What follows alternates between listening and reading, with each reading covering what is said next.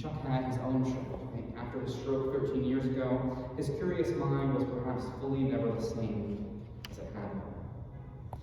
And yet the compassion and care that he showed rebounded from the faithful love and care that Anne gave to him across those years, and that we have seen here in our congregation since they have been with us.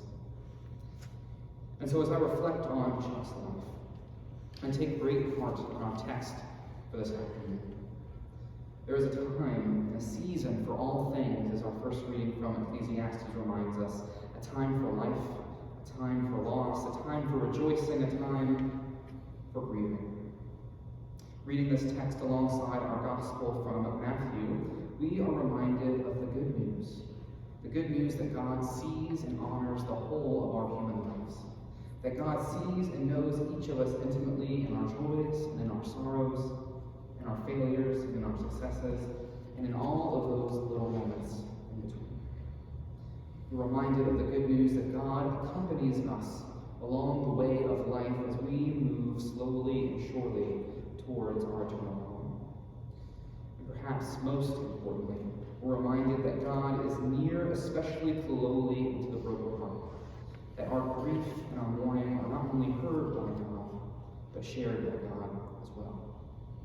Jesus' Beatitudes show us that in those moments, God is especially near to us. And they show us as well that in no moment of his life, not even in his final moments, was Chuck alone. God was with him to the very end. And now Chuck is home with God and with Louis forever. And so blessed are they, and blessed are those who now wait to rejoin them once again. Siblings in Christ, one of the deepest mysteries of God is God's timing. As our reading from Revelation tells us, God is both beginning and end, Alpha and Omega. And whereas we experience time in a linear fashion, moving from start to finish, God sees and experiences all of time, beginning, middle, end, all at once. Siblings in Christ, part of the hope that we share as followers of Christ is that our timing, too, works a little differently. That death is not the end, and that all the imperfections of this world, those lasting wounds of sin and evil, will someday find healing and reconciliation. In the resurrection of Christ, we have a victory that is always already won. And it is a victory we have been grafted into in our baptism. Being baptized into Christ's death and resurrection means that we have a share in the promise of a new heaven and a new earth waiting for us. Our eternal home, our final resting place, will be just as God intended. A place where there will be no more violence, pain, or loss. A place where all things will be new and fresh and unspoiling. A place where God will be among us in a more direct and tangible way. And a place where we will be together once again, united in God's love. These things, God tells John, are trustworthy and true. In our moments of loss, in our moments of grief, we can return to these words.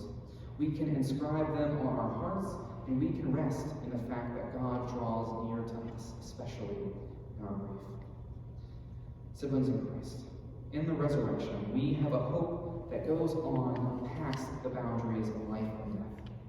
In the baptism and in the communion that we share and that we will share together this afternoon in a few moments, we enter into God's time. We are united with Chuck and with all the saints across time and space. And our faith is strengthened, even in the midst of that pain that we feel. Siblings of Christ, I encourage you this afternoon to rest in this good news, that we have faith in a God who conquers life and death. We have faith in a resurrected love that is making all things new, and that we have a faith through the power of Christ that we will surely be reunited once